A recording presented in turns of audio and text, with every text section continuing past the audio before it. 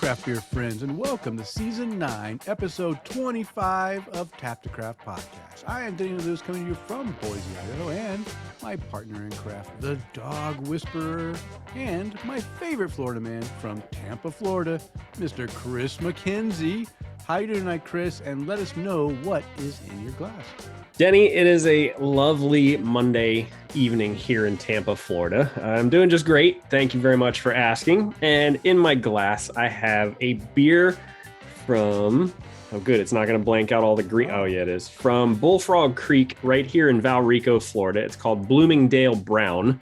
It's a brown ale from them, clocking in at 5.4%. And Bloomingdale is the main road that runs through our area. So it's a little homage to the area, but I'm really enjoying this beer, and luckily I have a 4-pack of them, so it's Nice.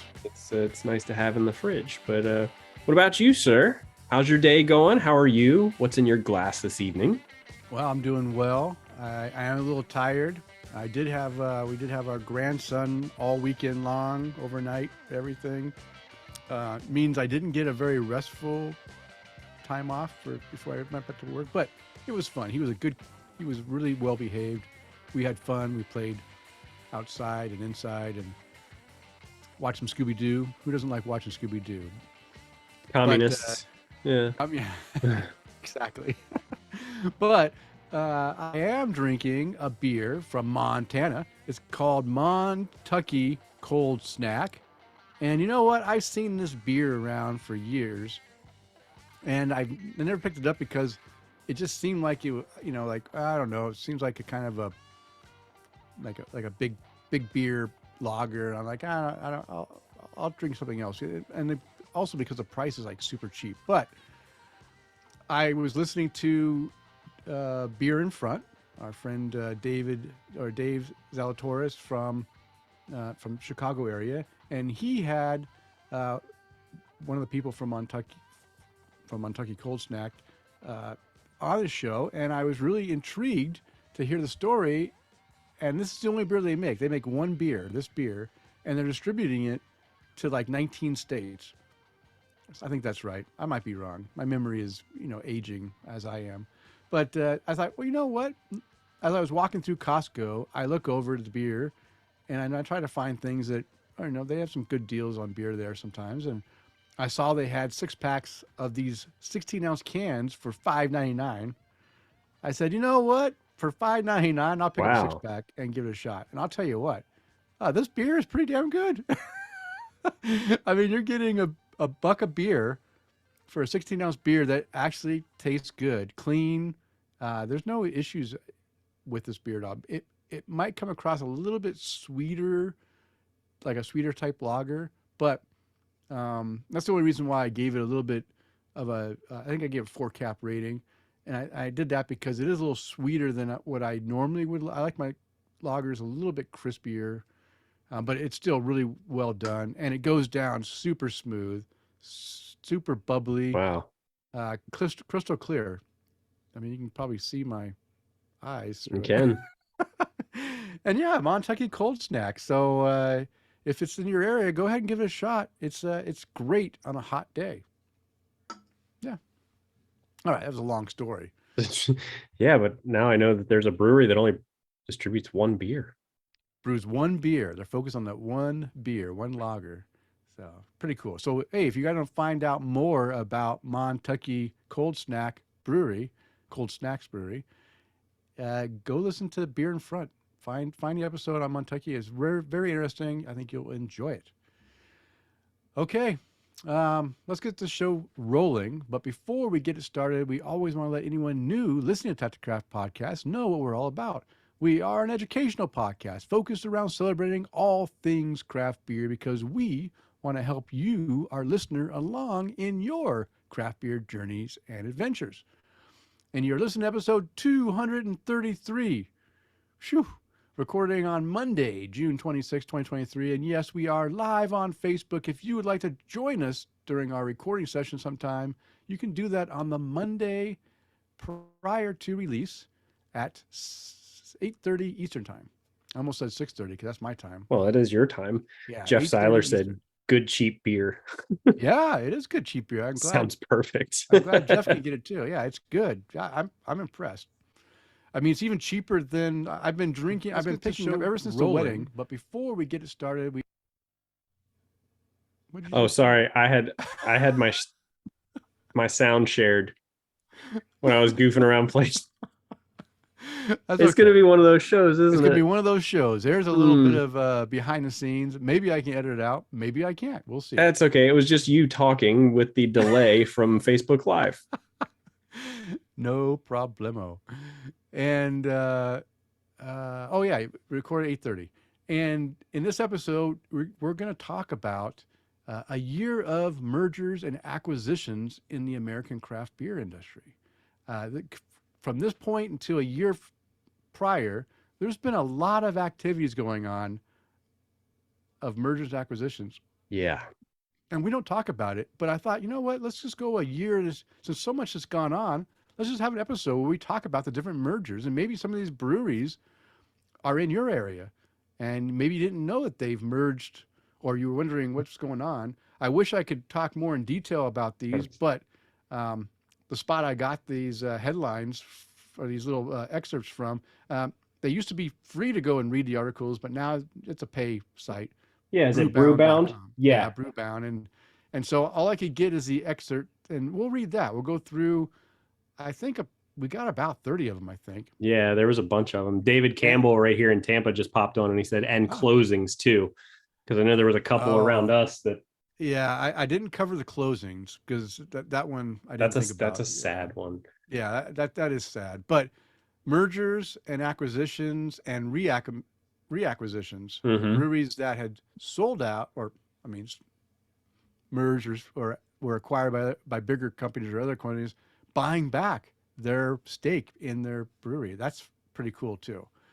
And we are going to finish up with our last two blind IPA tastings, thanks to our good buddy Jeff Seiler from North Carolina, as well as you can count on Chris and I having some great beer conversation along the way. Well, this is for Jeff too. The dog. Because, because Cajun showed up. Yeah. Yeah. All Hopefully right, Cajun is feeling better. He I know is. he was on some medication last recording. He's done. He's not pissing like a river anymore. Oh boy, a little bladder infection or something. No, he was on steroids to take care of some fluid on his body, and man, it was great that it took care of it. But man, it was every 2 hours I was having to let him out, not like at night, but just during the day. And man, he would just go and go. Yeah. All right. Well, Chris and I would like to thank all of our Patreon supporters because this episode is brought to you in part by our satisfied Patreon supporters like Mike Allen, Bill Schlemmer, Amanda and Kevin Argauer, Mark Reedy, Mike Blanchard, Tara Carlson, Jim Kutzel, and Alex Fuchs, who are our virtual producers. And Tom Byrne, Jeff Seiler, Johan Halberg, Chad Lamassa, Mark Church, and Eric Gronley, they want to buy us a virtual beer. And if you enjoy the content we provide, we invite you to support the show by toasting your hosts or buying us a virtual beer or even becoming a virtual producer. You can explore the options on our support page by visiting patreon.com/tapthecraft. Now we're going to give a little announcement. We have had this fantastic recent sponsor. Wow. This is going to be one of those days. It is. My mind went completely blank trying to think of the word. So yeah, we have this great sponsor, tintacker.com. I cannot believe how great Jen has been at promoting, helping us promote the show and promoting Tintacker, her business. And we just love it. We do the mini tacker every other show. And those are really good. In fact, I haven't put up my last one, the Bad Dad Brewing Company. I meant to put that on my door, but I forgot. I'll get that up there after this episode. But not only can you save money every time you shop at tintackers.com by using our Tap the Craft, all one word, promo code to save 10% off your entire order, but she also is going to be providing Did we figure out? No, I'll admit I sent her an email. She said that she was going to commit to a giveaway. So guys, I don't know if it's going to be a gift card or if it's going to be, hey, you just get to choose a tin tacker off of their website and they send it to you. So Okay, so yeah, they're going to give you something though. You're going to get something. We're going to have our first contest, our first quarterly giveaway from tintacker.com. It's going to be an easy one. For one thing, we love our Patreon supporters so much, they're automatically entered into this contest. So if you are a Patreon supporter, you're in. Now, if you're a Patreon supporter and want to earn an extra entry, or you're not a Patreon and want to earn an entry, simple. We love our voicemails. Send us a voicemail. You have 2 weeks to send us a voicemail. If you send us a voicemail, we'll play it on the air, and you'll be entered into the contest or our next episode. You have one episode to do this. So hopefully everyone's listening on day one of release. You get your voicemails in, get entered, and we'll be giving that away on our next episode. Oh, by the way, that voicemail number is 208-536-3359. Or if you don't like a lot of numbers, it's 208-53-ODDLY. There you go. That's it.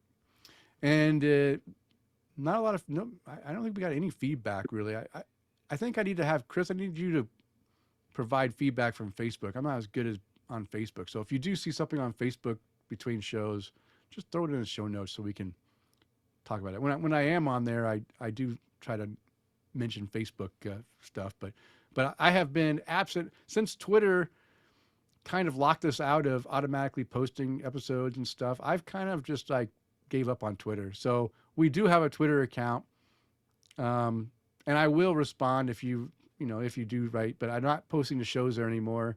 It's kind of like going away because, Elon Musk bought it and turned it to shit. Oh, did I just say that? Yeah, you said turn it to shit. Yeah.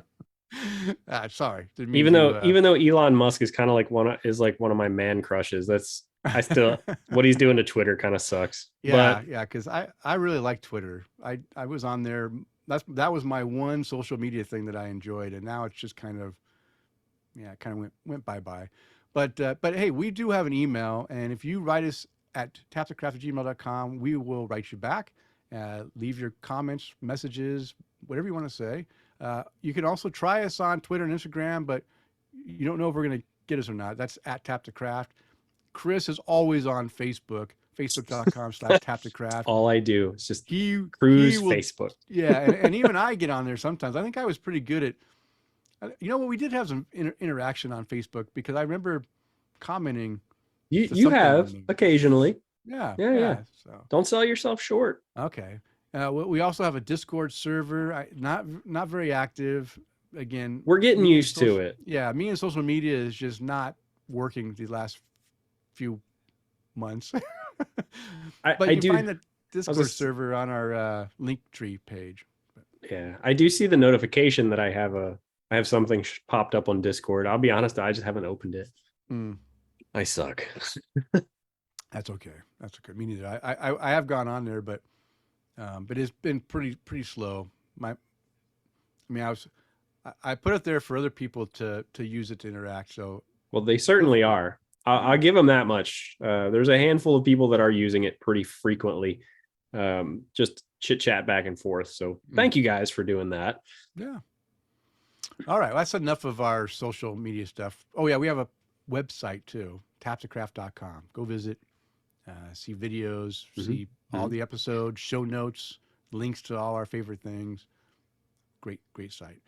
All right, Chris, I kind of slowed down the flow because I don't know. This is going to be what happened to you? I don't know. We were listening. I'm in a void. Yeah, we were listening to some good music and then just started in, and you and I just flubbed the whole thing. That's okay. We can make it up. Let's make it up. Okay. And continue this conversation because now it's time to untap the craft and see what our listeners are drinking according to Untapped.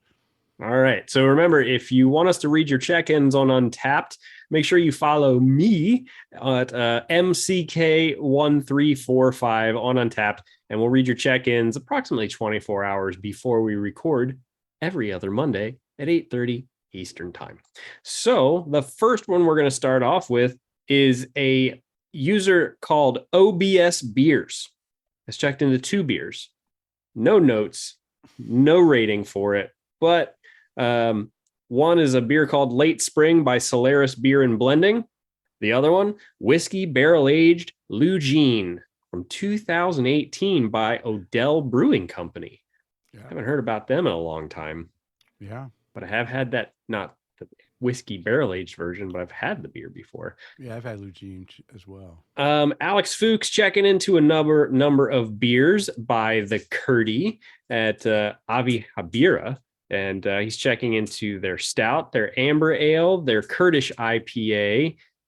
And he's got a few more check-ins on his list, like What the Hell Is by Schnitt Brewing Company, or Peaches by Stranglers by Schnitt Brewing Company. 4-cap rating for both of those from Alex Fuchs. And then he also checked into, wow, buddy, you've been drinking a little bit today. Good for you. Mm-hmm. Also checking into Pinata and Clutch IPA, both by Schnitt Brewing, with a 4-cap and a 4.25 cap rating to go along with those. Chris Elliott is drinking a Brewer's Fate by Nothing's Left Brewing Company at Nothing's Left Brewing Company. Sheesh. This is amazing. Cheers. 4.75 caps to go along with that check-in. Mike Allen checking into his favorite check-in place at the Taco Mac. He's drinking the Walrus, not a walrus, but the Walrus by Roadhouse Brewing Company. 4-cap rating, no notes to go along with it. What are you doing? He's also checking into a Big Swell IPA by Maui Brewing Company, the 5th year anniversary cold IPA by New Realm. Mike, your check-in rating is pretty consistent with these 3.5. The New Realms were 3.5. Let's see, where'd it go? Yeah, the New Realm was 3.5. His Big Swell IPA was 3.5, and Drippy by Sycamore Brewing was also 3.5. But he's got a few check-ins to go through. Jeff Seiler. Checking into Lunch by Maine Beer Company. So clean and yes, that lunch, same lunch as you and I had 2 weeks ago. So clean, light and citrusy with some light piney notes. Delicious. I recently heard 2 guys on a great beer podcast blind tasting this beer. They both liked it and it sounded tasty. Well, I do declare those guys do know great beer. It was provided by Jeff Seiler. Yeah. 4.25 cap rating to go along with that check-in. And thank you again, Jeff, for that one. That was a delicious one. Bill Schlemmer checking into a Drippin' So Much Sauce by Microphone Brewing. A lot of citrusy pineapple flavors in this good hazy from Microphone. He picked this one up at Ray's Wine and Spirits and a 4-cap rating to go along with it. You're ridiculous. You spend 2 episodes in here and you're already just, I got to be part of it. You just love the camera. I know. Okay. Let's see. Chad Lamassa continuing his check-in streak. He picked this one up, he said, because of the can art, and it's Proto Crab by Crooked Crab Brewing Company. I almost wore that shirt tonight. Can art pickup, he said. So he picked it up because of what was on the can. Very nice juice bomb, tons of citrus, very well done. Chad, I'm confused. If this one is very well done, why did you only give it a 3-cap rating? It was just very well done. Just an observation. He said very well done, not not amazingly well done, not fantastically well done. Eric Gronley is drinking a Twins Pils by Summit Brewing Company. Checking in at the GHQ. Clean and crisp, easy to drink, citrus and floral hop flavors. This one is a beer fridge staple. It looks like it was brewed to include the Minnesota Twins. 4.5 cap rating to go along with this beer. Next on the list, Mr. Jeff Weesey is drinking a Cool Ship Lager Black by OEC Brewing. I love that beer. What do you give it? What'd you get? Well, I don't know. What'd Probably a you give it? 5. Just I remember. bet I gave it a 5. I love that beer. He gave it 4.5 caps, Okay, and he I'll take a said 4.5. he said picking up some toastiness from the dark grains, definitely has the saddle blanket dark dankness from the open fermentation. Great beer. Cheers. Let's see. What did you give it, Denny? Let's see. 5. Jeff Weesey I'm checked sure I gave into it a it. 5. Well, Alex checked into it. He gave it a 4. Tom Byrne gave it a 4. Denny gave it a 5 cap rating. I love that beer. It's so good. Yeah. That cool, that open fermentation really comes, like you said, it gives you that extra character to it that I just fell in love with it. I've had, I don't know, I've probably drank it at least 6 times, maybe more. Oh, wow. Well, your notes on it say lovely dark lager. Wish more breweries offered them. Great dark malt, roast character in aroma and flavor, yet crisp and refreshing. Begs for me to take another sip. All right. So 5 caps from you, 4.5 caps from Jeff Weesey. And let me hit refresh to make sure we didn't miss anybody. Oh, that was it, huh? Wow. That is what everybody's drinking. Right up to the end. Great. Last check-in was 20 minutes ago. So okay, excellent. Well, those are some great beers. Especially leaving off on one that I really enjoy. 5 cap rating. All right, buddy. All right. Well, now it is time. Now that I finished my entry beer. Yep. You finished yours yet? Oh, you're drinking out of the can even. Wow, damn dog hair on the freaking. It's time to go ahead and continue drinking with Jeff Seiler's Blind IPA tasting number 4. So it's been sitting in the cooler on ice. Number 5. Oh, wait. This is number 5. Oh, I got the wrong number on here. Yes, number 5. Yeah, it was 2, and now we have 2 left. And I told you I'm nervous about the last one. Let me correct that. All right, so it is number 5. I was wrong. It's number 5, our fifth beer. It is a 16-ounce can.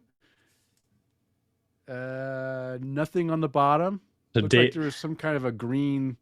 There's a green dot there. Yeah, it looks like the state of Ohio, kind of. David Campbell here in Tampa said that he drank stuff too. You're right, David. You did. What'd you drink, Dave? Well, it was prior to the the cutoff. It was over a day ago. Oh, gotta follow the rules, man. But you know what? Because you're on here chatting with us too. Dave Campbell checked into it. You can buy a World Series by Cycle Brewing Company.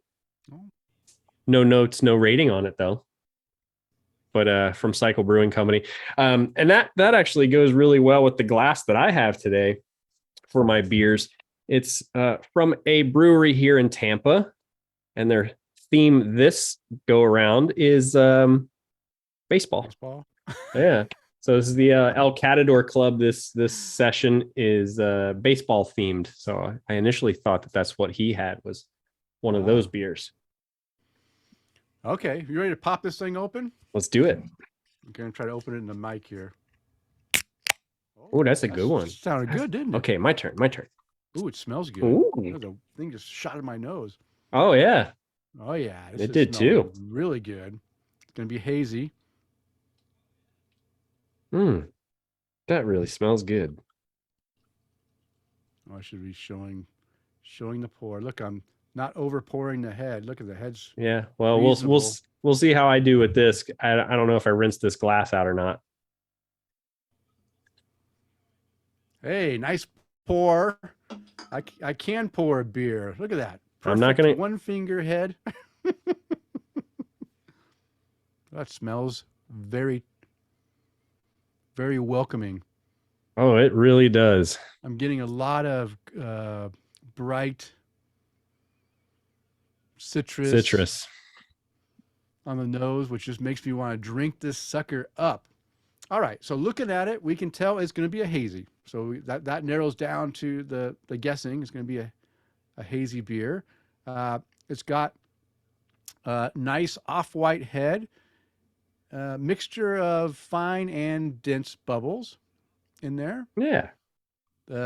I poured it with a one-finger head.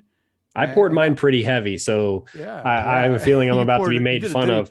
I'm about to be made fun of. I did the the three finger two and a half finger pour. All right. Well, you notice that this one's sticking around for quite a while, so you're gonna be waiting a while for that for that to go down. It's dense. Now you float a bottle cap on that one. Yeah. The beer coloring itself is like a honey, hazy honey.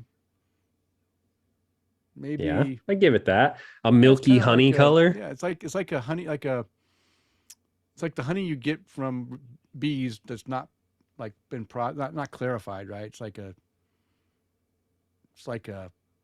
go on, natural. I don't know. Unfiltered honey. Unfiltered honey. Yeah, that's what we normally eat is unfiltered honey. So it looks like unfiltered honey. What's that called? Montucky. All right. Yeah, definitely can't see through it. I can't even tell if there's any bubbles coming up, but I can tell you that one finger head is still going strong. Yeah. And Chris's three finger head is still going we're at 2 now. We're at 2 now. It's come down. Settled down a little bit. Okay, so let's take now that we've already kind of mentioned that we're getting citrus on the nose. Definitely orange. Yeah, some orange citrus zest and mango or melon. I can't tell which. Yeah, it's hard to tell. You're right. There might be some melon or mango in there, softening up that citrus a little bit. But and giving it kind of a candy-like aroma too. It smells just like orange juice. Yeah, it smells great. Really does. I'm already drooling over this thing. Okay, well, I can keep talking and wait for your head to go down. I mean, no. This is still have a solid one finger head. This thing is not going down at all. Yeah.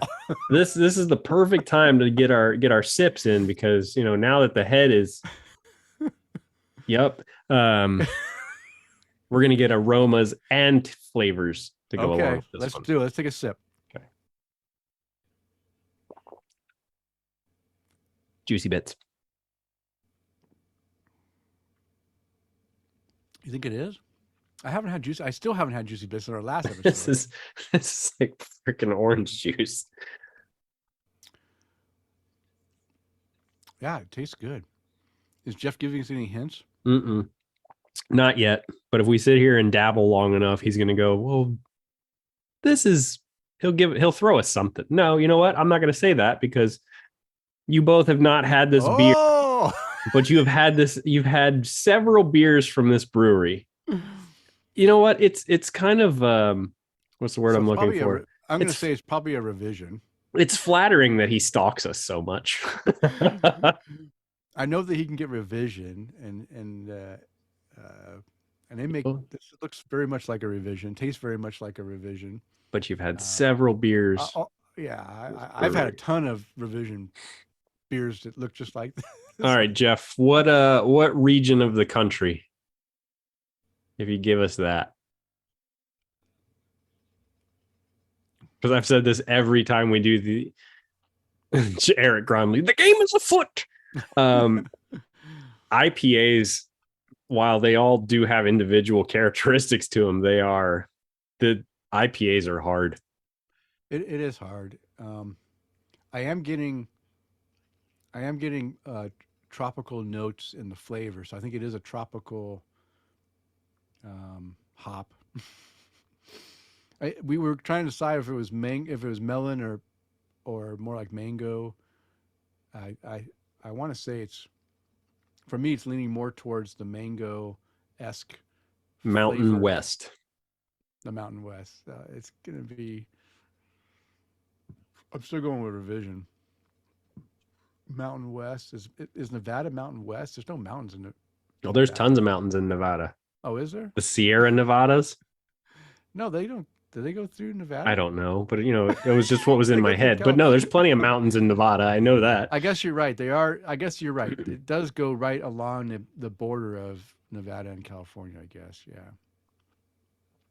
I'm still going to go with a revision beer. What do you think? Maybe it's a Belching Beaver. Mm. Oh, that's a West Coast. Mountain West Yeah, but what is could be what's Mountain West even Colorado. mean? Colorado. I don't know. Colorado's central to me. No, it's towards central. It's mountain. It's in the mountain time zone with me. I'm in the mountain. So I'm in the Mountain That's West. true. Yeah. Boise State is in the Mountain West Conference. Um, I'm in the mountain time zone. So it could be. There's no clues on this one this time. Yeah. Surprising if it's one from revision I haven't had. Although I have slowed down. I don't buy revision as much as I did when they were first here. Mm-hmm. And I think it's because so many Rocky of Mountains, he says. the Rocky Mountains. Ooh. So it might be So, Colorado then. It's Colorado. So maybe it is a. I mean, the Rockies go through so many states, but everybody automatically assumes Colorado. Mountains walking is a good guess, Eric. A good guess because Mountain Walk. I think Mountains Walking is one of those breweries that nobody's heard of, but it makes some great beer. You know what? And it is one that I know that I've had at least one or two from. Okay, could be. There's probably a couple Mountain Walking beers I haven't had, and they do make good IPAs.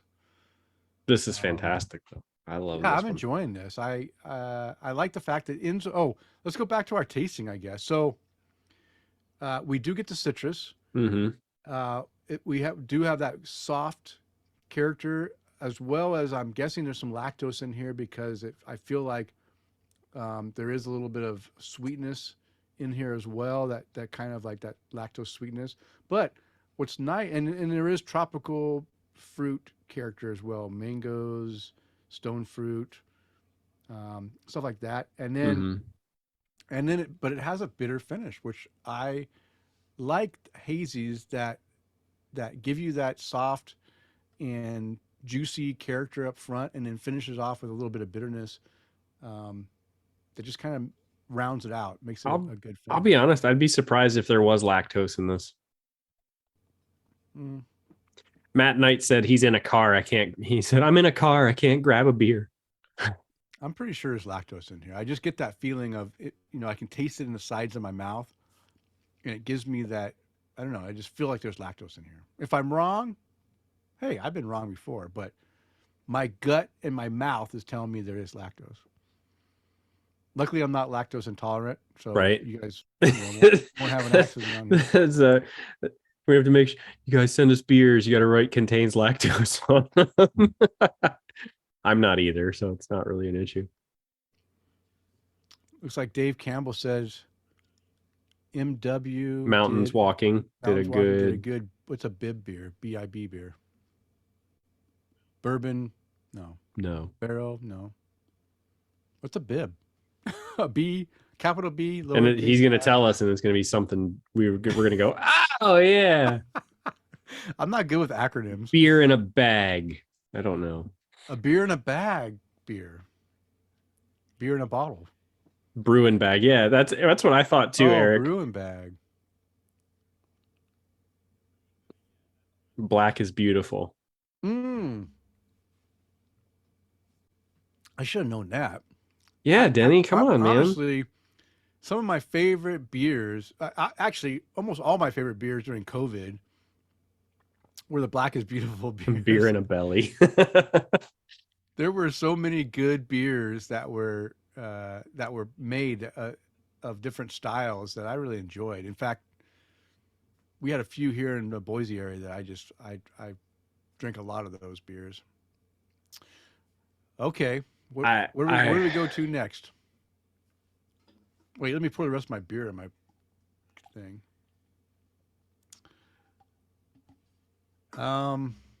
Yeah, you're right. We should pour the rest of this. If we're looking at Rocky Mountains is definitely Wyoming and Montana, and of course Colorado. I think Mountains Walking is a good. I mean, they did. No. Roadhouse bought Melvin. I was thinking it could be Melvin, but I don't know if Melvin does a hazy. Oh, but maybe they did one that I haven't had. Maybe So that's why. Idaho, Montana, Wyoming, Colorado, and New Mexico. I haven't had any beers from New Mexico. Me either. Just you need to go to New Mexico to get beers from New Mexico. Probably. Yeah. You don't hear many people go, you know what? Let's go to New Mexico. If this is an Idaho beer, I'm gonna freaking cry. I'd love if this was an Idaho beer. You sent me a beer from my own state. Watch it be Jim Dandy. Oh my gosh. Oh my gosh. Oh wow. It'd be one that I haven't had. Which would be almost damn near impossible. But they don't have anything on the bottom of their can, so it wouldn't be Jim Dandy. My favorite Montana, that Imagination, I really like, but you haven't had any. I haven't had any of those. So the only ones that I've had out of Montana has been Mountains Walking and Big Sky. Melvin. Big Sky, Melvin. Melvin, I've had a couple from Colorado. That just opens up a whole new. I mean, there's so many. Colorado is going to be tough because. I mean, there's no way that this is a Voodoo Ranger one because Voodoo Ranger doesn't make this good of beer. Fair. Watch, it's a latest Voodoo Ranger I haven't had yet. Yeah. Oh wow, he's really pulling on us. Okay, let's pick a different brew. So what are you gonna pick? And then I'll pick whatever's left. Excuse me. I got to go with Melvin. You're going with Melvin? Yeah. I think I'm gonna go with. Wait, but you've had some mountain walkings, right? I think two. I'm gonna go mountains walking only because Eric brought that to the table and I like that guess. So we're gonna go both. We're gonna go with Montana breweries. I thought Melvin was Wyoming. Yeah, Wyoming. Yeah, Melvin's Wyoming. Now owned by Roadhouse. Yeah. Roadhouse. Okay. All right. Let's see how far off we are. It's probably it's going to be a Colorado brewery, right? Take the tape off. That's where he always gets you. The tape is the easy way out.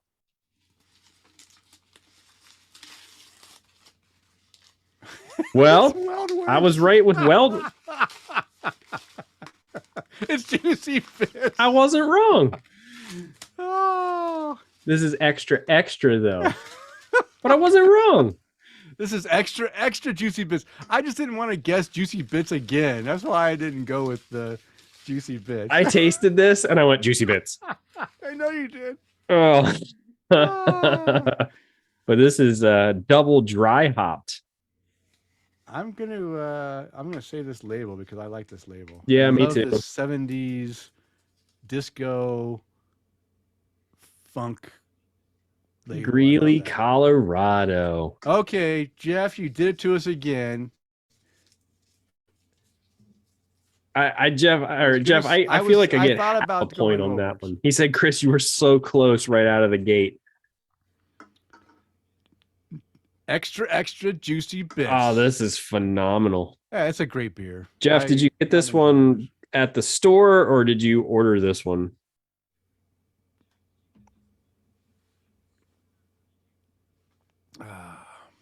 Dialed in beer.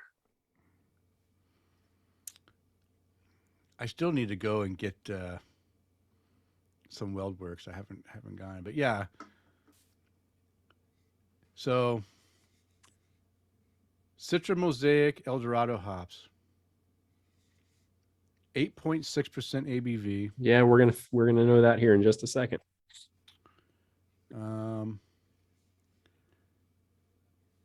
I don't see anything that says whether or not it has lactose or not. So maybe this is on my new and noteworthy list now. This is phenomenal. Yeah, it's good. I think if it does have lactose in it, they have to tell you. I would think so. Especially from a state like Colorado. Maybe I'm wrong. Maybe it's just that. It's just that damn good. Yeah. Mm. Gives me that feeling of lactose in there. Blue Door Bottle Shop, Hendersonville, North Carolina. Well, thank you, Jeff. You're the best, man. You're the best. Still scared of Okay, that little one. that was yeah. We still have one more beer, but it's a little tiny, wee little beer. It won't be nothing. We'll be good. Yeah. Yeah, sure. Yeah, this little thing. It's a wee A little wee thing. little surprise. I'm sorry, a wee little bonus. Okay, well, let's. I don't. Again, I'm skipping the Beer Speak 101 once again because we've got a lot to talk about here in the Brew Buzz. And the Brew Buzz is devoted to discussing various beer related topics. This week, we learned about a year of mergers and acquisitions in the American craft beer. Ooh, excuse me. Lovely. Weldwerks is coming up.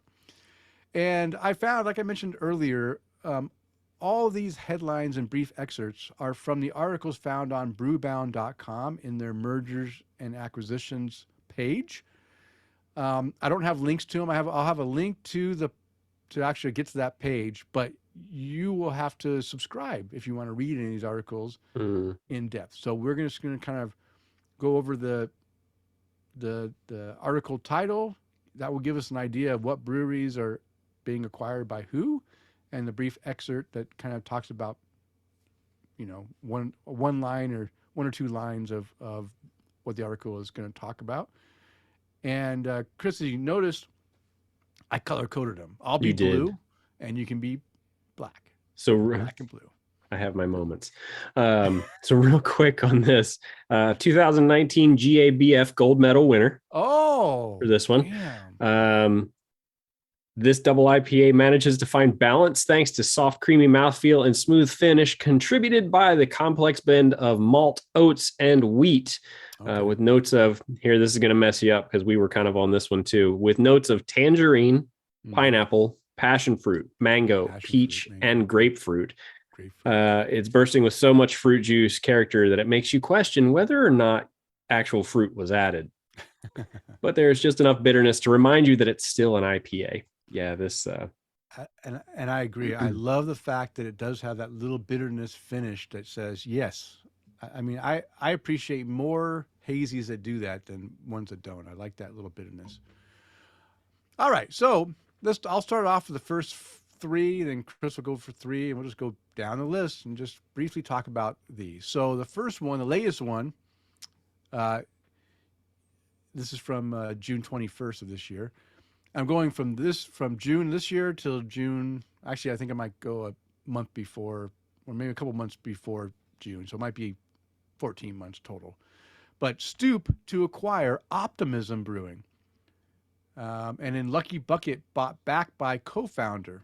So Stoop Brewing has shared plans to acquire Optimism Brewing, which is a fellow Seattle-based craft brewery. And this Lucky Bucket one, well, guess what? There was not enough in the excerpt to talk about that one. So, but they're being bought back. They're buying back. They're being bought back by their co-founder, which is one of the things I want to say is we're seeing that some of the breweries that had been acquired or merged or whatever are buying back their portion to start running the breweries on their own, which I really appreciate. Yeah. Eighth Wonder Brewery acquired by Texas cannabis company Bayou City Hemp. This was June 7th. Now, this one's kind of a different one. This is another thing that I've seen in some of the headlines that cannabis is looking to diversify, I guess. And, I don't know how they're going to put cannabis into beer because that seems like a double problem. But I think one of the things is there's a lot of cannabis companies that are looking to Diversify. Yeah. Yeah. So Eighth Wonder Brewery and Distillery and Cannabis has been acquired by Bayou City Hemp Company, a Houston, Texas headquartered cannabis company.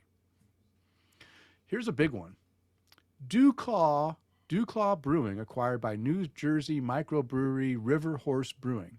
And this is on June 2nd of this year. Now, everyone's probably heard of Dewclaw, but has anyone heard of River Horse Brewing? No. I mean, that's another theme of 2023 is relatively unknown breweries buying out known, better known breweries, which is kind of interesting.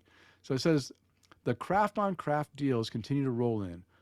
Baltimore, Maryland-based Dewclaw Brewing Company has been acquired by River Horse Brewing Company in Ewing, New Jersey. So that's a shocker there. I wouldn't have expected a smaller brewery to buy a well-known brand. Now, Mm-mm. again, I haven't had Dewclaw much, especially not lately. When I was traveling to the East Coast quite a bit, I was drinking Dewclaw because I thought that back in the early days of craft, they were Yeah. making some really good beers. But I don't know what's happened over time, though. Well, they also had they had a restaurant in one of the malls near us. Mm-hmm. That's kind of where I started getting to try a lot of different craft beers, and they had a beer that I like now that I didn't like when I first had it. It was called Devil's Milk, which was Oh, okay. a barley wine. Oh, Um, really? and I didn't like it in the beginning when I first had it, which, when I was when I was at legal drinking age. Yeah. Um, but, as my palate expanded, it kind of grew on me. Yeah, yeah, as will do. It will But happen. I know the restaurant has shut down since then, though. Oh, All right. So next couple on the list, we've got Ninkasi merges with Ashland Hard Seltzer parent company to form Great Frontier Holdings. This was from May 31st of this year. Yeah, you're right, Denny. Who the hell's Ashland Hard Seltzer? yeah. Who knew that there was a hard seltzer company? Mm-hmm. So the portfolio brand Wings and Arrow, whose brands include Ashland Hard Seltzer, Mucho Aloha Hard Lemonade. See you, Matt. Thank you for joining us, buddy. He said he's got to Thanks, bounce. Matt. All right. Villager Spirits canned cocktails and Wings and Arrow beer is merging with Eugene, Oregon-based Ninkasi Brewing to form Great Frontier Holdings. Denny, why do you make me say things like Mucho Aloha Hard Lemonade? Well, for one thing, it doesn't make sense. No, it Mucho doesn't. A lot, aloha. hello. A lot, welcome. Yeah, just a weird. I mean, That's why it works, I guess. yeah. Just a weird. Other than like beyond beer type combinations, right? You got Ninkasi, which is a really good hoppy beer. I mean, they make good hoppy beers. Mm-hmm. I've enjoyed Ninkasi. I still drink Ninkasi every so. The only problem is that I can only get hoppy Ninkasi beers, and I just, I don't want to just drink hoppy beers. I wish they have a mixed pack of like a couple hoppies and a lager and a brown ale or something, right? But Yeah. they don't. It's all hoppy. They have a mixed 12 pack of all hoppy. They have all their six packs that I can buy are all hoppy beers. Now, Dawn of the Red, that's So the hoppy good. beer that has a malty backbone, which is not as hoppy, right? And I enjoy that one, so I'll buy a bunch of six packs of that. But it only comes out, during the season, and I just I like breweries that provide us more than just one style of beer. Now, what they do is the beer is really good, right? I love their beer.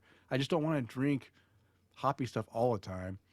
But yeah, Ninkasi merging with hard seltzer and hard lemonade and some canned Please don't spirits ruin cocktails. Ninkasi.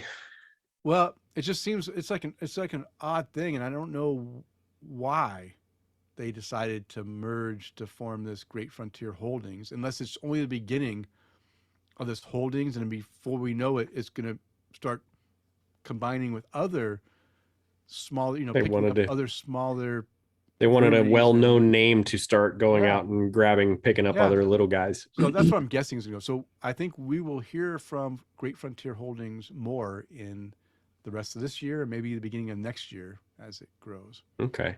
Well, next on our list is original owners to reacquire Funky Buddha. Four Corners as Constellation Brands exit craft from May 26th of this year. So Constellation Brands is Constellation Brands is exiting the craft beer business.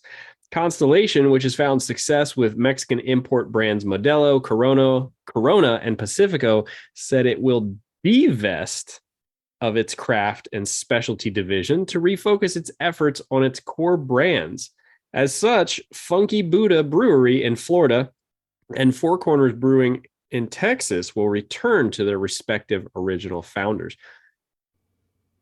That's interesting. I really like the way that worked out. And from me personally, this was a acquisition for Constellation that ruined a brewery. Mm-hmm. Yeah, that's what you've mentioned before. Is that ever since that acquisition, the beer you just didn't really appreciate Funky Buddha's beer as much as you did before. I know that you really enjoyed them early on in our conversations and stuff, and it drifted away. And so you think this will help bring back they're going to try to bring back the original Funky Buddha Buddha type. I really hope so. Yeah, I really do, because what I really liked, I liked the beers that they put out. The one that David Campbell even said it became undrinkable as really? A guy who seeks out gosh. Beer. Listen, wow. Denny, you and I had last snow when we went into when we were in Vegas. What, that was 6 years ago ish, or 8 years ago. God, that was so long ago. It was a while ago.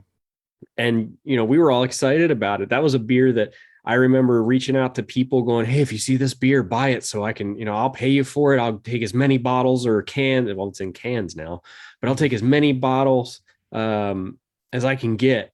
Or they even had a day for their maple bacon coffee porter stout or maple bacon coffee porter, that there was a whole festival around it. And it's turned into one of those beers that you could go pick up on the shelf probably right now if you went to the right place. And it just tastes kind of like an ashtray. No one wants to drink an ashtray. No. That's not good. So I'm really hoping beyond hope that they kind of rework things and get it back to where it was, because they had a really cool culture about their brewery. They had these fun names or Florida related, beers. What was the other one called? There was like a Florida blonde or something like that. And it was just nice, good beer. And it just spiraled downward quickly. Yeah. So fingers crossed. Yeah.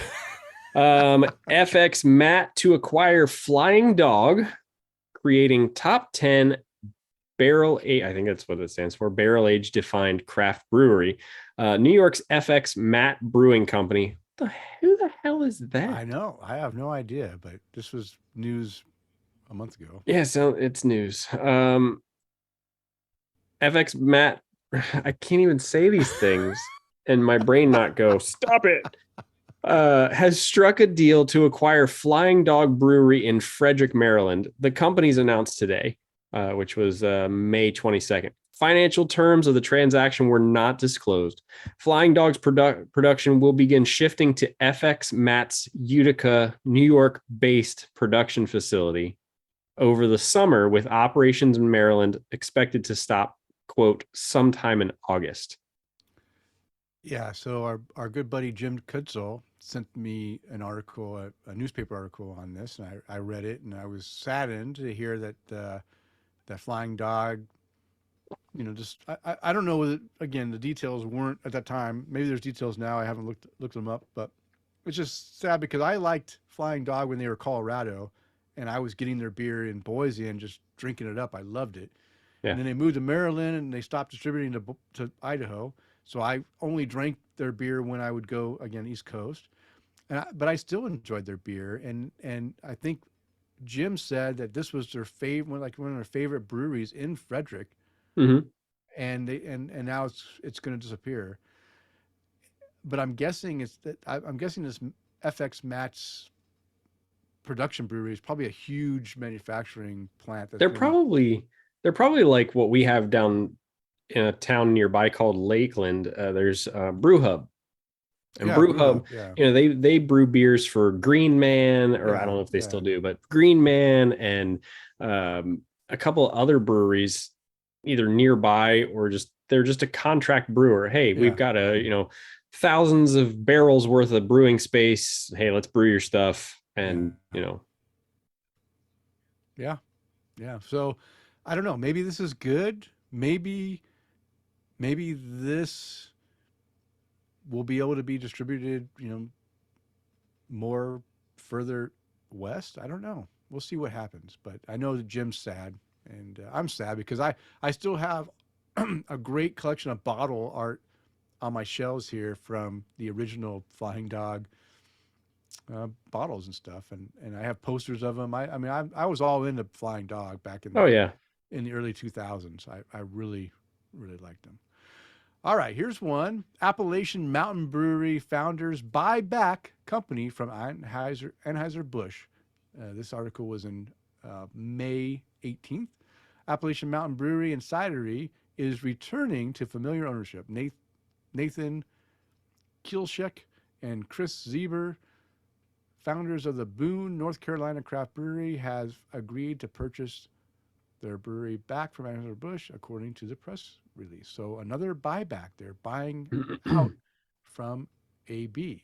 I think a lot of these bigger breweries that buy, all the big AB InBev and Coors Miller and all, Constellation, they're realizing that they just weren't made to be into craft beer, Yeah. and they're trying to get out of that segment. They realize that they do better in what they're good at. So I'm sure that they gave these guys a good deal to back their business, hopefully, and get it back to where they want it to be as well.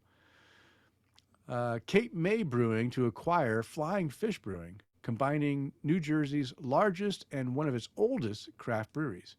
Now, this was posted in April of 24th of this year, but there's a side note that just was released in June here. So I'll read the whole thing. New Jersey's largest craft brewery has struck a deal to acquire one of the state's oldest. Cape May Brewing announced today it will acquire Flying Fish Brewing Company in Somerdale, New Jersey.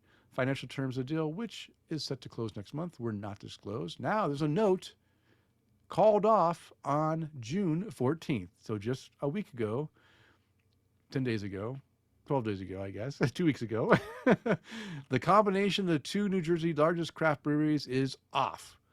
The transaction announced in April that would combine Cape May Brewing and the Garden State's largest craft brewery, Flying Fish, one of the oldest, is a no-go. So this one was going and then decided to pull out at the last minute.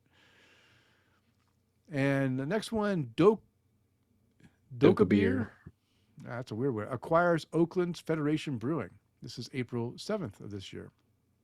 Doka Beer, the Northern California brand inspired by Asian culinary ingredients, has its first brick and mortar location after acquiring Oakland-based Federation Brewing last week.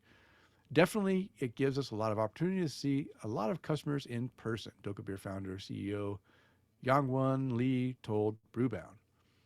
Okay, so this is just a case that they needed some FaceTime, right? They needed a brick and mortar location to have people come and share and drink their beer. David Campbell said, "Make Goose Island great again." My response to him was, "That's a hat that needs to be made." Magiga. Okay, so let me say, I have, one of my favorite breweries. It's at a time was Lagunitas. Mm-hmm. Like Goose Island, was purchased by a bigger company. The one positive thing about both these companies being owned by Big Beer is that when I'm flying back and forth out of the country, especially with international flights, instead of drinking Heineken, having a Heineken and Bud Light or whatever the crap is, now I have Goose Island beers and Lagunitas beers to choose as a drink as I'm flying. Yeah. And that's a big benefit. So even though I was crushed that they got bought out by Big Beer, I'm still happy that I can actually drink good beer when I travel international. And for a while, I was traveling international twice a year, uh, or more sometimes, and so it pays off to be able to drink good beer while flying. All right, next, Chris. Next My couple. glass is empty, so we need to Mine, bust look, it. mine is too. I'm not over here nursing this damn thing. All right. So black owned California breweries Full Circle and Speakeasy Ales and Lagers announced merger in April 5th of 2023. California black owned breweries Full Circle Brewing and Speakeasy Ales and Lagers announced a merger today that the companies say will create the largest black owned brewing company in the US. I like Okay. that. I like the fact that they're. I mean, for one thing, now you're taking two black-owned breweries and combining them into one, but it'll be a bigger one. And I will say I haven't had Full Circle, but I have had Speakeasy, and I enjoy their beers when I was in San Francisco. A lot of times in San Francisco airport, they have Speakeasy beers there on draft, and they're pretty good. Okay. Ale Asylum returns through IP acquisition by Carbon 4 Brewing. Carbon Never heard of 4? them. Never heard of Carbon? them. Yeah, Karben Carbon 4. Four, Let's go with Carbon. That makes it or sound maybe it's better. Carbine, with a four is like a E. No, that wouldn't be right. Carbina. No, let's go with Carbon. Carbon 4 Brewing. Carbon 4. Ale Asylum's flagship Hopalicious Pale Ale is back from the dead 8 months after the Wisconsin brewery closed its doors, thanks to another Madison brewery. There we go. All right. So who's our Wisconsin folks? Bill Slimmer. Yep, And, Bill. And then Eric is next door in Minnesota. And my buddy Mike Wheeler's in Wisconsin. Him and my buddy Matt. Okay. So we got a handful of folks in there. And then Drake's Brewing to acquire Bear Republic assets per report. This is showing up in February 16th of this year. California craft breweries Bear Republic Brewing and Drake's Brewing will merge, according to reports. In the transaction, which is expected to be announced on Thursday, Drake's will acquire Bear Republic's formulas, recipes, and intellectual properties, according to SiliconValley.com. Yeah. Bear Republic, huh? That's another name I haven't heard a ton from So a long time. Yeah. So Bear Republic was pretty popular back in the early 2000s, and they kind of petered out. But hey, they're making a resurgence. All right, here's a big news. Now we're going back to 2022. This is December 27th. Roadhouse Brewery Group closes on deal to acquire Melvin Brewing. Roadhouse. So nobody's heard of Roadhouse except unless you're in Wyoming or in Idaho and drink Roadhouse. But I'll tell you what, Roadhouse makes some great beer. And what I like about Roadhouse Brewery is they make a variety of beers and some Belgian beers that are really good. I really like Roadhouse. And I'm curious to see what's going to happen with this, acquiring Melvin and all their problems. But they're going to add a lot of hoppy beers to their lineup. No kidding. The excerpt says here, Roadhouse Brewery Group closed on its acquisition of Alpine, Wyoming-based Melvin Brewing Company on December 22nd. So I was a little nervous there because I saw Alpine and I saw Melvin Brewing and I went, wait, they got Alpine too? No. Alpine, Wyoming. Yeah. Got it. Roadhouse makes some good beers. I like their beers. Next one, Saucy Brewworks acquires fellow Ohio brewery Cartridge Brewing. This is on December 2nd of last year. Cleveland, Ohio-based Saucy Brewworks has acquired Cartridge Brewing for an undisclosed sum, the company announced Thursday. Then we have San Francisco Cellar Maker Brewing acquires the Rare Barrel. Now, everyone's heard of the Rare Barrel. This was in November 18th of last year. San Francisco-based Cellar Maker Brewing Company has acquired the Rare Barrel and its facility in Berkeley, California. All right, so let's see who else we got. Tilray to acquire Montauk Brewing. Global cannabis firm Tilray is adding an East Coast craft brewery to its growing brewery portfolio. As Matt Knight said earlier in our comments, smoke our weed while you enjoy our pint. He says they're growing their brewery portfolio with the acquisition of Montauk Brewing Company. Urban South. Yeah, Urban South. I got their tin tacker right up on the wall. Ooh. To acquire Perfect Plan Brewing and related outposts in Florida. Okay. Oh, it's in Pensacola. So yeah, it's basically Alabama. New Orleans-based Urban South Brewery will acquire Pensacola, Florida-based hospitality brand Perfect Plain Brewing Company for an undisclosed amount. I'd like to see if we could talk to those guys, because I know they're going to be at Badass Beer Fest in a couple of months. And then you've got Eagle Park Brewing acquires Milwaukee Brewing Company's recipes and branding. That was September 26th of 2022. Muskego, Wisconsin-based Eagle Park Brewing has struck a deal to acquire the intellectual property and recipes of Milwaukee Brewing Company. Yeah, I know that Eagle Park is one of, I think Bill Schlemmer really likes Eagle Park. Mm.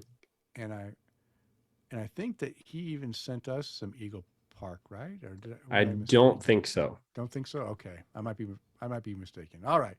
Next is Thalberg merges with Made by the Water, targets joint annual production of 100,000 plus barrels. This is September of last year, 22nd. New Orleans-based Thalberg Brewing Company has merged with Made by the Water, a Southeast-based portfolio company with plan to be one of the largest craft beer producers in the United States. All right. And Maui moves forward with Modern Times acquisition. This was July of last year, July 28th. So glad I didn't get to buy stock in them. After weeks of anticipation, Maui Brewing is officially moving forward with the acquisition of San Diego's Modern Times beer. And there was a lot of drama around this whole selling of Modern Times with bidders and who won what. And I think we talked about it a little bit briefly on one episode. But Maui finally ends up winning the bid and buys it. And I think there's going to be good things that come about with this merger. So I'm looking forward to that. That was almost a year ago. And now, Chris, you got the last two. These are some big ones. This does, yeah, these are big ones. And it goes right back to a year. So I was wrong. It was 12 months. This is 12 months of acquisitions. Almost to the day. So Stone Brewing to be sold to Sapporo Holdings. This was June 24th, so almost a year to the day. Stone Brewing Company is being sold to Sapporo Holdings. The two companies announced today, so no real information on that one because Brewbound sucks. And then Harpoon Parrot Company to acquire Vermont's Long Trail Brewing Company. That is a brewery that I really enjoyed when I was able to get it. Long Trail. Two pioneering New England craft breweries are joining forces. Harpoon Parent Company, Mass Bay Brewing in Boston, has struck a deal to acquire Long Trail Brewing Company in Bridgewater Corners, Vermont. David Campbell said, "Arigato, bastard ale." Oh, geez. That's good stuff. Well, there you go. Those are the mergers and acquisitions and reacquisitions that have happened in the last 12 months. That's a lot. That's a lot of action. And I think here's where I think the state of the craft beer is going, right? No longer are regional breweries that handle a large region. You're seeing those regional breweries pull back in, focusing on providing beer to their local, it was announced since our last episode, or I think, was Anchor Brewing is no longer distributing anywhere outside of California, and they're no longer going to be making their holiday ale, which I love their holiday ale, and I'm so disappointed that is not going to be brewed and won't be distributed. But they realize that majority of their beer is being bought in California. Why Mm. go and spend all that resources and money to export it out of the state when they can make all their money in state? So Anchor's pulling out of all their distribution and coming just to California. I think that's That's the sign smart of the on them, times. though. It is. It's Yeah, smart on them. Now, and it sucks because I mean, you and I have both had, especially their Christmas beer, which yeah. is, I just to drank a me, was case of it. delicious. Yeah. Yeah, I just had a case of last year's. But to me, it was funny because right in 2020, around Christmas of 2020, I remember that Tina actually got COVID on like December 15th in 2020. And I was like, oh my God, I can't go into work. If I go into work, like everybody's going to die. So I started doing all my consultations from home, and there's a picture. I don't know if it's on our personal Facebook page or on my actual, like my Facebook page or the Tap the Craft page. I was doing our consultations, and I was drinking one of those Anchor Christmas beers out of a coffee cup while I was doing Yeah, my I do remember that. consultation, I do sitting on the remember that. back porch talking to people. And I was like, this is how I'm going to spend my Christmas. This is going to be good. But yeah, it was just a good, solid Christmas beer to have. And we'll see where it goes. Yeah. Well, I think that we're going to see more and more of these smaller consolidations going on where smaller breweries in local areas combine their power and brew their beers to be able to, you know, get their beers out further to the local areas, Yeah. at least within the states. And we're not going to see as much regional, breweries. Their goal isn't to go big and build up their volumes to get out of the further and further into the states. They're going to be focusing locally. I think it's a good move. It's sad for the people that that enjoy drinking the beers, but you know what? There's so much craft beer out There there. really is. I think everyone's focusing on, at least I am. I'm focusing a lot on local beers Yeah.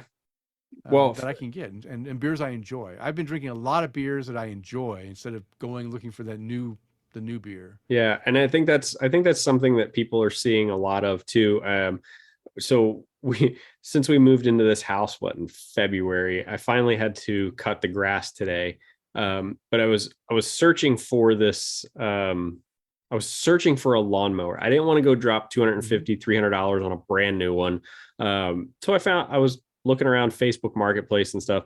Well, while I've been searching over the last week or so, my neighbor came over and he actually cut the grass for me. Like, I was at work, I came home, and Tina was like, Bruce cut the grass for us. And I went, Yeah.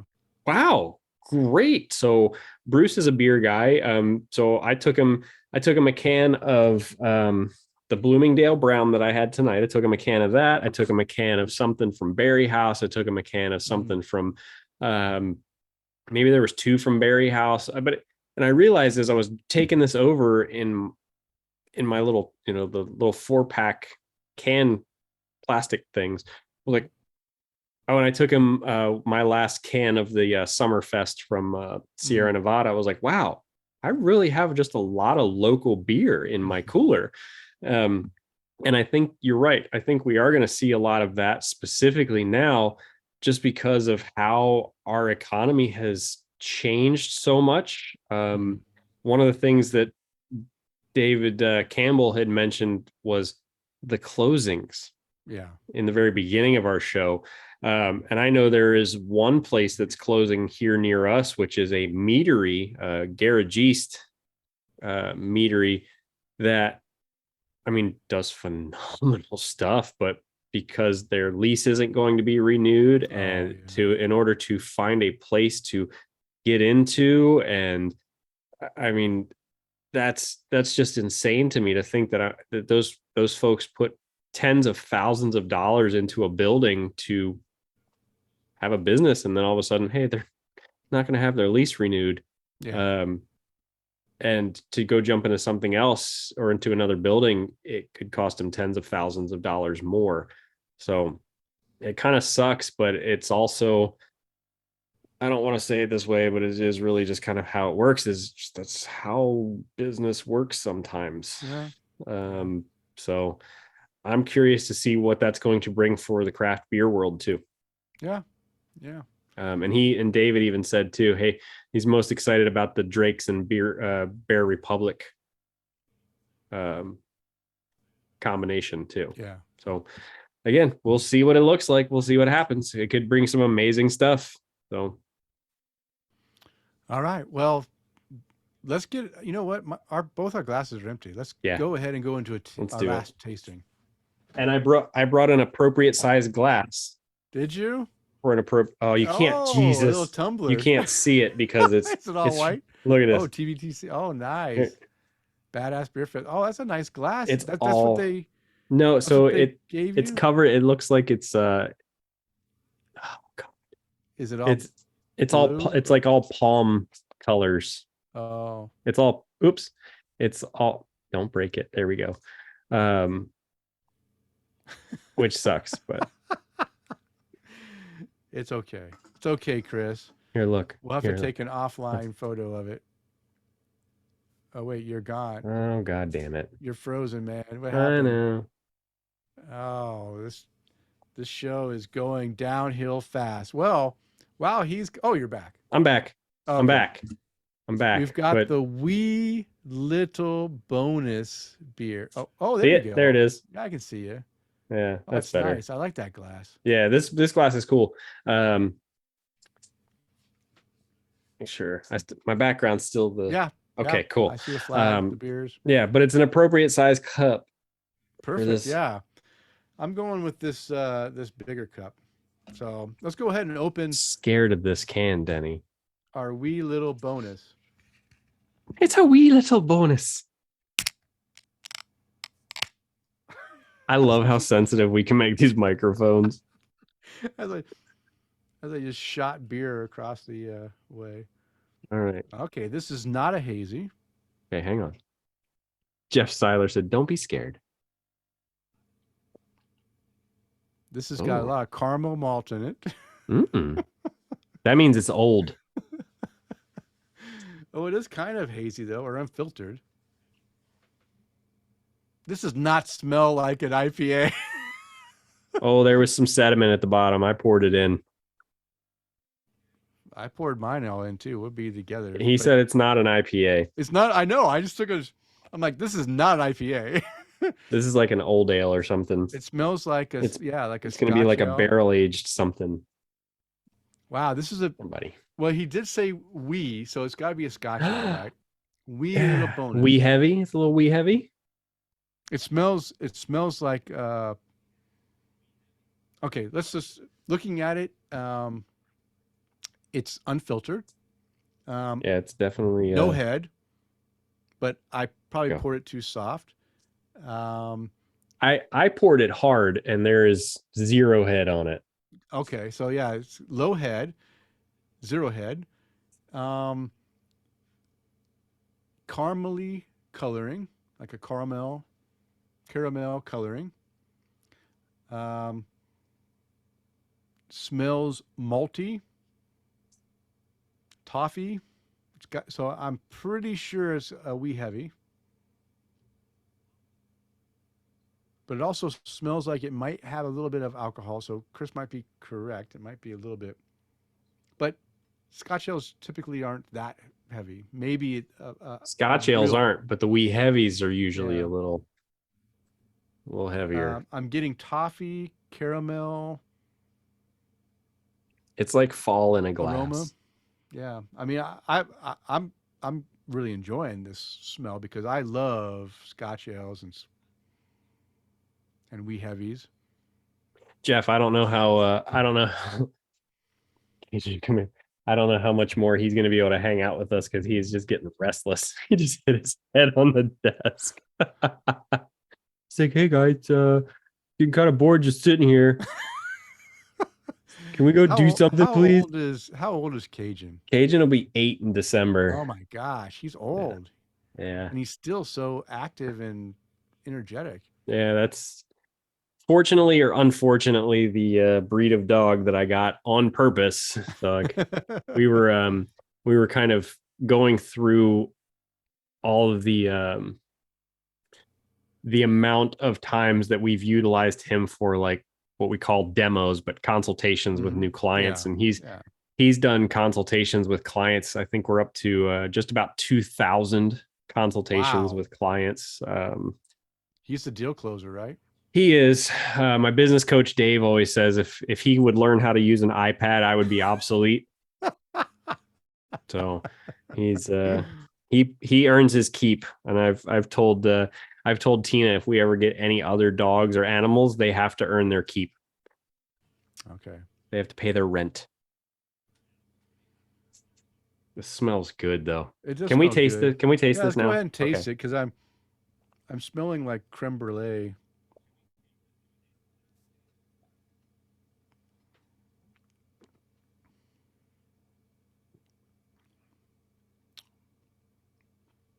Watch, this is going to be like a 12, 13% beer, and it was just so smooth.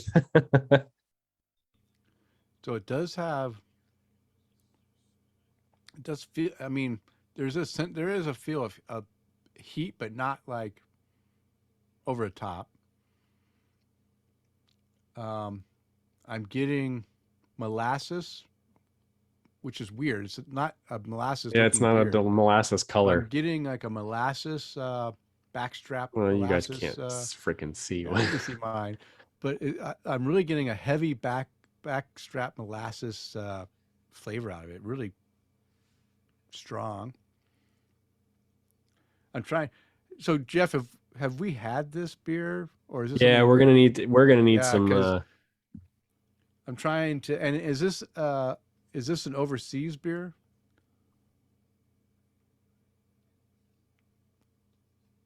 We're gonna need some clues on this one. It definitely. I definitely when I take the sip, there is some a little bit of sharpness in there when I take the sip. Kind of falls up the back of my throat. Um, it's got some woody character too to it. It's like some oak or some. I think oak. Maybe it's oak barrel aged. No spirits, but maybe some oak character, white oak. Um,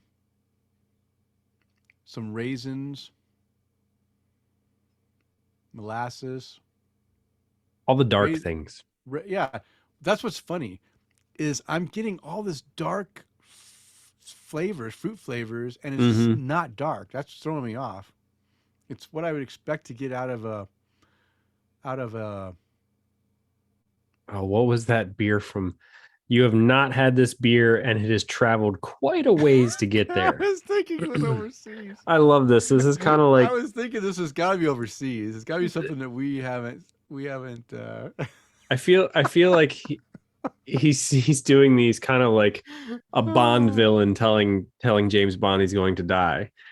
You've not had this beer, and it's traveled quite a ways to get there, Mr. Bond. So I'm still gonna guess. Oh gosh, I'm still gonna I, guess it's a barrel aged wee heavy barrel aged in oak barrels. so mm, I taste some kind of oak in it. Maybe it's just my imagination. just, hey Chris, I'm doing all talking, man. What are you tasting it? uh, Don't let me sway you. I'm tasting all the same things you are, which is good. And no, I'm not saying that just to get out of making up my own commentary, but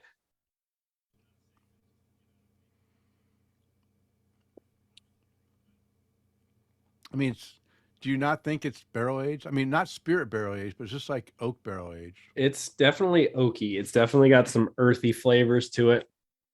It potentially could be barrel aged in some form or fashion. I'm guessing it's probably 8 to 10% ABV, Mm-hmm. and I'm trying to think of styles. It's definitely strong flavor. That's why I'm hesitant Well, to say wee heavy and because it's got specifically because way he more. wrote He said wee we. little bonus. Yeah, yeah. He said wee. So it's got to be it's got to be a wee heavy. But even when Jeff does stuff like that, he still likes to throw us for a. It definitely has some like oak or white oak tannin flavor in there. It's got, like I said, What's that? molasses and raisins. I just taste all these flavors. I mean, it's got incredible flavors for sure. I think I might need to let it warm up a little bit longer. Let me put it in my hand. Let me heat this up because I He said think it's more not a flavors. Scotch ale. It's not a Scotch ale, so it's not. So it's got to be Okay, like a.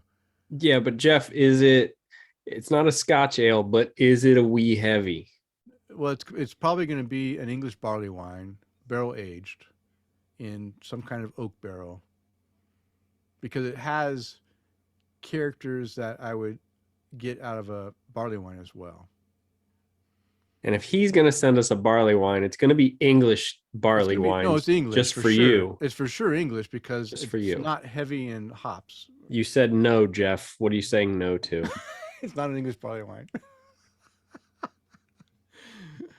What else could it be?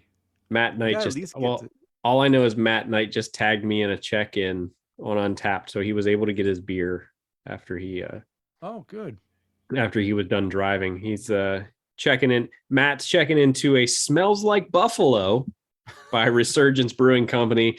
Grainy like some cereals in a good way with a light, crisp finish. Fantastic beer on a warm night.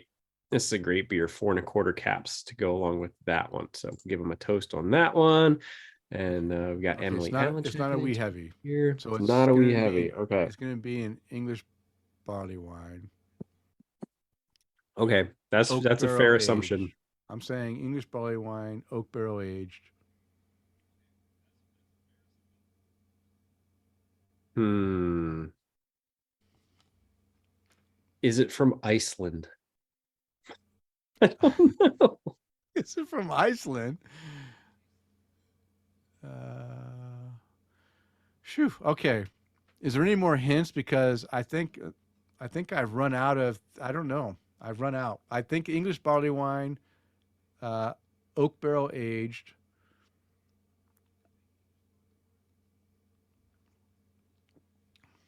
Probably 10% ABV.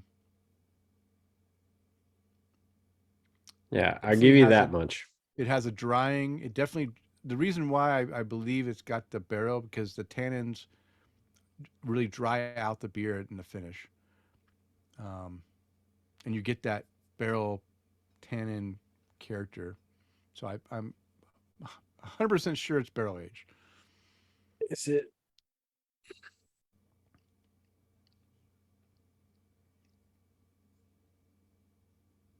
Trying to think of other styles. It could be an old ale, but Mm, a very strong. It's if it is an old ale, it's a or yeah, it's a very strong old ale. He's not giving us any hints. yeah, but you got to I remember he's on. So it's on such a delay too, because I asked when he said no. I said, "Well, what do you mean no? What are you saying no to?" And then a minute later, it showed up not wee heavy. I'm just Uh, amazed at how many dark character flavors are in this beer that's not dark. It's very deceiving. Okay, hmm.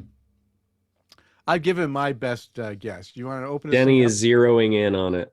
I'm Okay. zero. Yeah. You know what? I've zeroed out of it because I've given up. I need to find out what it is. Okay, so I'm gonna go with, and I'll admit kind of I'm cheating a little bit. Oh, come on, cheater. Well, I didn't tear it off yet, but I'm Okay. researching. Yeah. I'm I'm, gonna go with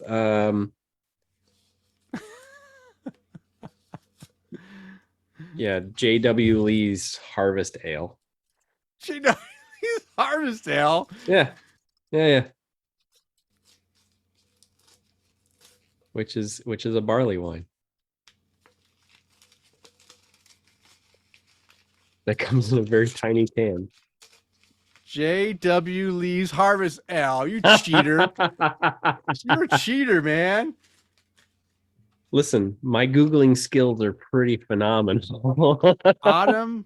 It's so he's right. J.W. Lee's Harvest Ale Autumn Limited Edition 2020. Okay. It's This is for you. fermented robust ale has been brewed as a celebration of the brewers at a brewer's art. It can be enjoyed now or laid down like a vintage wine. This is so good though. In years to come. But look what I've got on my screen. Yeah, that's what well, that's 2015. This is 2020. Well, still. What's the ABV on this thing? Well, according to that one, 11 and a half. 11 and a half. Product of the UK. So yes, it has traveled a while and traveled a ways. Does it say on the website barrel aged? It's got to be barrel aged. No, this is not barrel aged. It is. It's got wood character to it. You've got wood. That's what she said. I hope she does. And I got the right glass for this. I know you guys can't freaking see it because my glass is green, but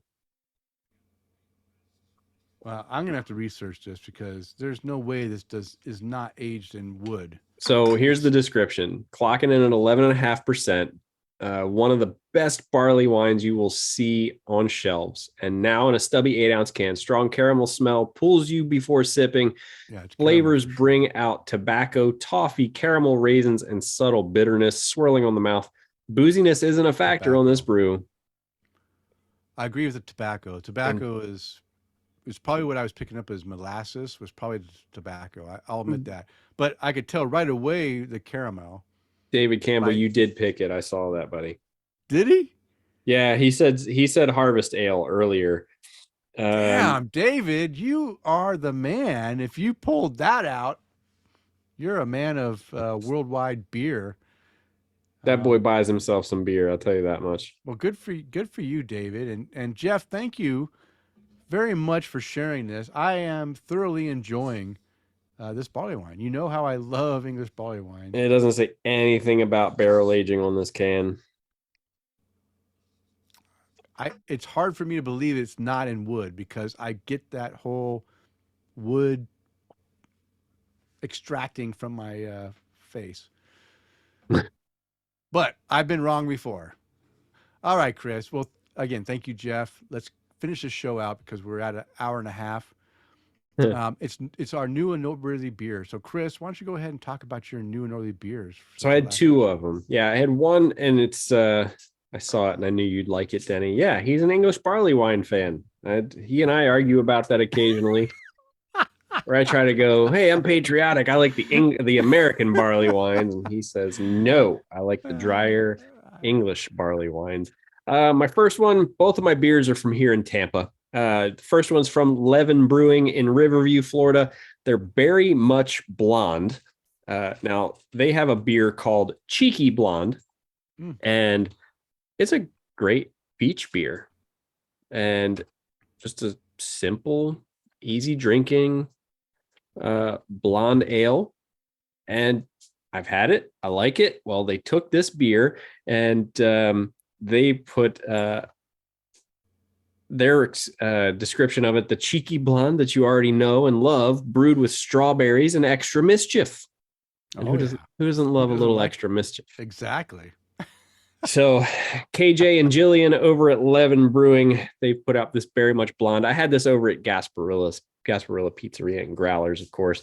They recently had a tap takeover from Leaven Brewing. But I need to hold my mouse, and you were like lifting up my arm here. So this beer, it was super easy to drink. Denny, it was so good. I actually put notes to it. It was 4.25 cap rating.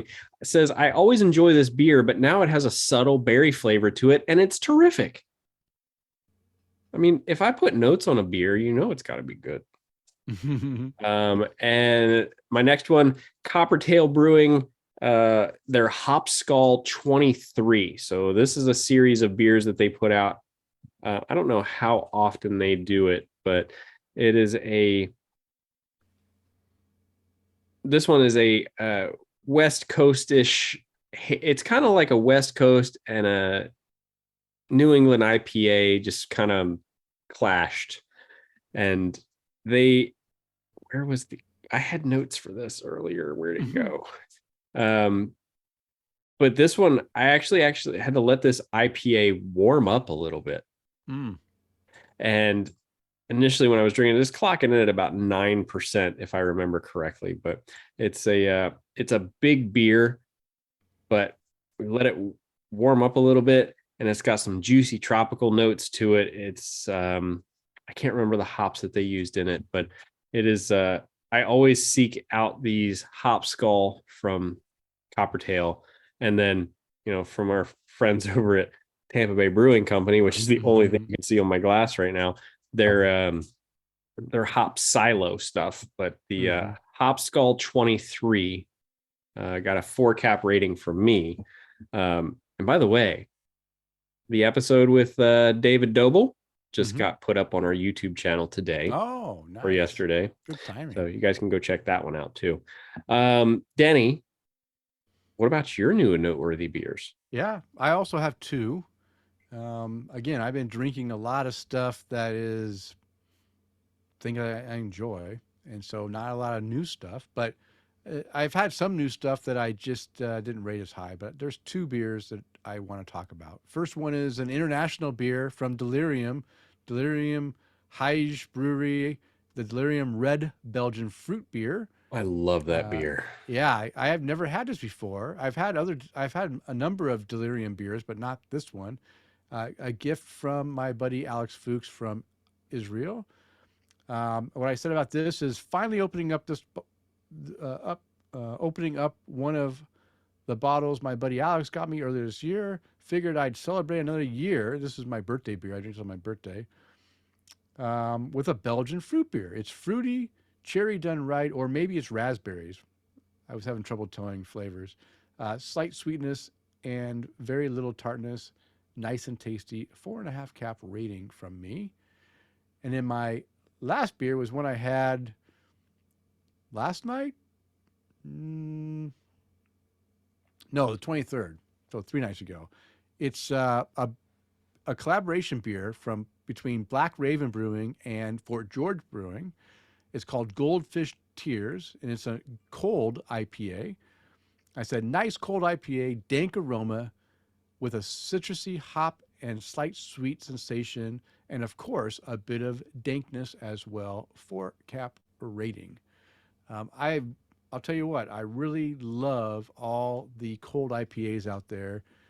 I've never been a huge fan of dank beers, but I have slowly grown to enjoy them with this cold IPA.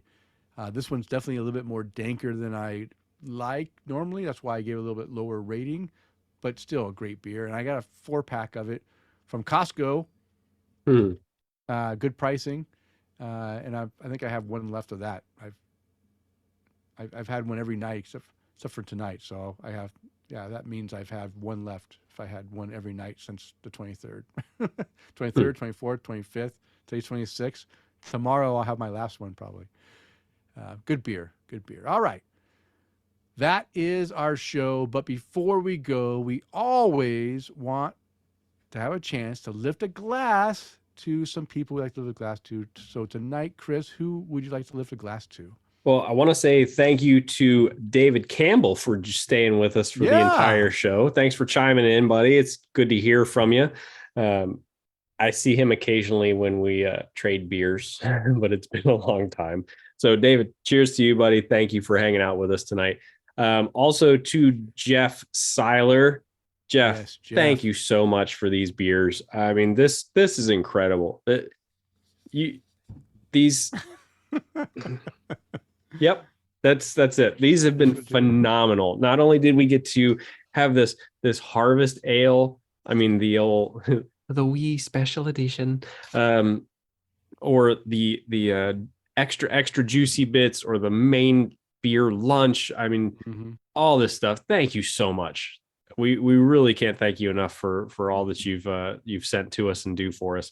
And then also wanted to just say happy Independence Day to everybody. By the time this show releases and we re-record, it will be 4th of July or our Independence Day. And just want to raise a glass to all the folks. And then happy Independence Day. Be safe. Hope you guys have some awesome beers while you're out there blowing shit up. So, Danny, who would you like to raise a glass to this evening? Well, I'll raise my glass first to our Patreon toast tonight goes to Bill Schlemmer. Thank you, Bill, for all your support as well. Thank you for being a Patreon supporter. And as Chris already mentioned, happy Independence Day to all the Americans out there. And on Independence Day happens to be the 5th anniversary of Jim Dandy Brewing. All Cheers right. to Davis and Haley Gove of Jim Dandy Brewing. My favorite brewery at this time. Not only Idaho Brewery, I think it's my favorite brewery. I mean, Deschutes is still up there pretty high, but I think Jim Dandy is being pretty close to overtaking. But hey, cheers to you guys. And again, Jeff Seiler, we already mentioned you, but Jeff, man, great beers. Every one you've picked for us to try has been handpicked because you know us very well from all these episodes. So it's your knowledge of us and appreciation of us shines through. And one last toast goes out, a special toast to my son's roommate and good friend, Josh. Cheers, Josh. I just learned that he's been listening to our podcast and I had no idea. Josh, what's up, buddy? Josh, send a voicemail. You might win a 10-tacker. 208-536-3359. There you go. Yeah, send a voicemail. And of course, being a former serviceman, I want to raise my glass and thank all those who have served and who are currently serving in the U.S. military services, protecting our freedoms. Thank you for your service, and I hope you're able to return home safely to your families very soon. And Chris, why don't you go ahead and raise a glass to our sponsor? Yep, absolutely. We want to raise a glass to the folks over at Tin Tackers, the provider of sweet metal beer signs and fun little spin items that will make your walls happy. Tin Tackers has a vast selection of embossed aluminum beer signs, perfect for your garage, home bar, or man cave. They have the biggest selection with the best prices. They also have a mini tacker of the month club, which is where we got this little spinner from. A club just for craft beer lovers who collect tin tackers. A surprise in your mailbox every month. Visit their website at tintackers.com and use the promo code TAPTHECRAFT at checkout to save 10% on your entire order to let them know we sent you. All right. You can find the beers and the links to the articles mentioned in the show notes located on the show post at tapthecraft.com. And it is last call. It's time to bring the show to a close. We want to thank you for downloading and listening. We ask you to please tell a friend. And of course, subscribe on your favorite podcast app. And as a reminder, we release a new show every 2 weeks. Now go out there and spread the good word of craft beer. Cheers. Cheers.